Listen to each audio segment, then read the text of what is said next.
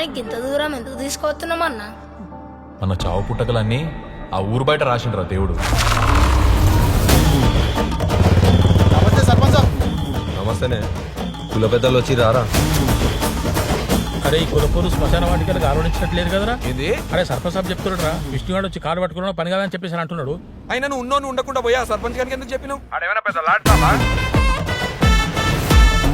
ఓటేసినవారా? అగో ఇంత పెద్ద మాట అన్నావు సర్పంచ్ సాబ్. నీ గుర్తుకే గుద్దినా?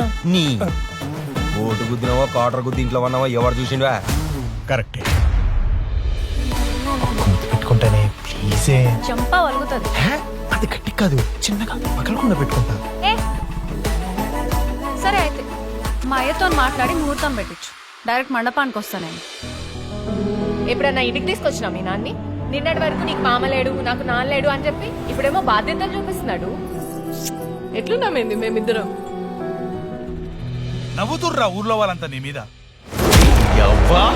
భయపడినావా? పడాలే. అయిందేదో అయిపోయింది. పెద్ద మనుషులు మీరేదో ఒక పరిష్కారం చూపించండి. ఏ పరిష్కారం అనేది బొంగలేదు, ఇలా చెడు కడ కింద కాల్చుకోరు. అయినా చిరంజీవి లాగా ఊర్లో బిల్డప్ ఇచ్చుకుంటూ తిరుగుతావు కదా, ఏమన్నా చేయొచ్చు కదా.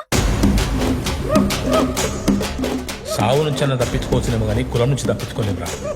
నీకు పెళ్లి దగ్గర లేకపోతే చావు దగ్గర, ఈ రెండు విషయాల్లోనే కదా వీళ్ళాటలు సాగేది. నీ కొడుకు నిన్ను క్షమిస్తాడో లేదో కానీ నీ కూతురు మాత్రం నేను.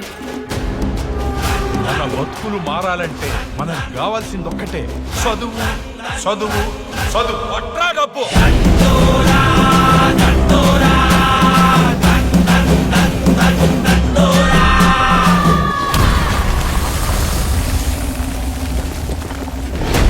ఏం పెద్ద మనిషి, నువ్వు చేసింది తప్పు అని తెలుసుకోవడానికి 3 సంవత్సరాలు పట్టిందా? కళ్ళు మత్తు కాదు కదా సార్, రాత్రి తాగింది పొద్దుగాల దిగనీకి. కులం మత్తు సార్, టైం పట్టింది.